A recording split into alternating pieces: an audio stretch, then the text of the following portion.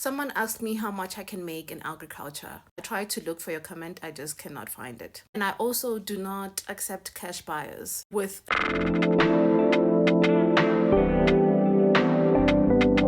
large sums of money on the farm. And I thought I might as well take this money and utilize it for teaching purposes. First of all, I love farms and the money that comes with it. Banks know that you can make money in agriculture, and they don't really ask questions about the type of money you can get in farming when you're in a company setting. Since the company are registered under a company, I deposit the money under the company. Sometimes when it's a personal account, they ask a lot of questions. That is why some farmers put large sums of money on the farms. There are risks involved, but however, I love money.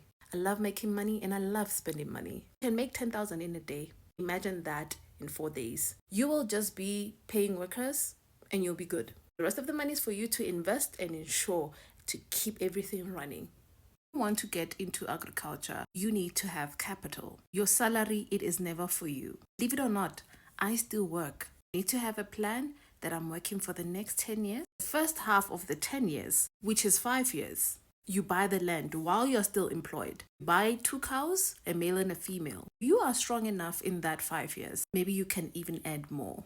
A little bit of goats on the sides as well, probably 2 as well. And then you get a person to help you, a person that works for you, because by the time you leave on the completion of the full 10 year, everything would have been set into motion because you're not starting from scratch. Then you get yourself insurance. That's something I learned to do that I didn't do, that nearly crushed me, that I even had to start begging for money because of flooding and things that happen in the country. So you need to be prepared for that as well. The risks are there, but the money you can make from 50,000 in a day.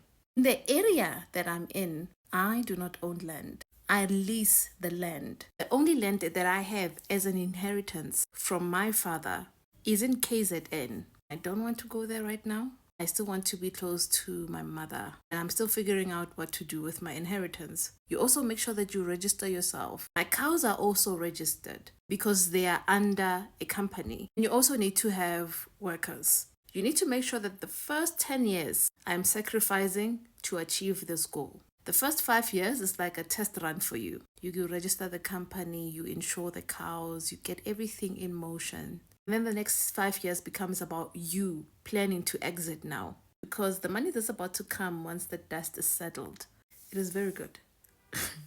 Like very good. It can shock you.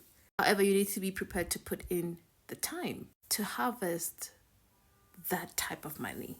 I'm going to tell you why I do not want to be a landlord or become involved in rental properties ever again. Rental properties had some potential 10 to 15 years ago, because you need to put the state of our economy into consideration. Property developers want you to buy their properties. I'm going to tell you the narrative that you can make 10 to 15,000. What they don't tell you is that the marketplace is usually set by tenants. Your property that you purchased can sit for months without it being rented, because the marketplace thinks that it is expensive and they cannot afford it. And those that afford it are struggling to pay. That is why banks are the ones to tell you that you cannot rely on tenants to be the one to pay your bond. Let's not even mention damage to properties, whether from the tenants, whether from poor management. Let's also not talk about protection fees if you're renting out in the townships. You have to do background checks, because once they are in your property, it's difficult to get them out. Large sums of money come with the same expenses. If you can manage your finances, you can manage your expenses. And as for thieves do not just wake up and decide, I'm going to steal here. In order for thieves to carry on with their operation, it is because they have inside information. Another situation that happened to me, one of my workers worked with the white people to steal 3 of my cows. He's the one who gave them access, and they paid him 30,000. They could have given him 60,000, and I had to make an example of him. I got the 30,000 back that they gave him. I got 2 of my cows from those white people. They had to buy me a cow for the one that they unalived. I had to set an example out of them, out of him specifically, the one that worked for me. I take care of the people that work for me, and I don't like laying my hands on people. So I have my methods of dealing with thieves. So thieves in this area don't really play with me.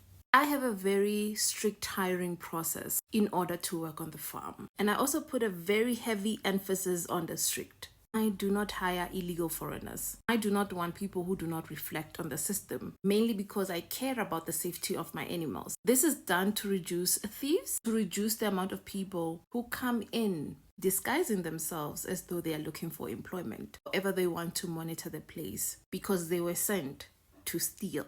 I don't really have empathy for people who beg me for jobs because I don't know their intentions, and I also really give people my trust. Another thing is I take care of the people that work for me. I also do follow the Employment Act of this country, adding my own as well. Men here are family-orientated people. On top of their monthly salary, I pay for their transport. Some use bus, some use trains. They also get a grocery package, the fruits, the veggies on the farm. Then there are yearly bonuses. I do put an effort in the people that work for me.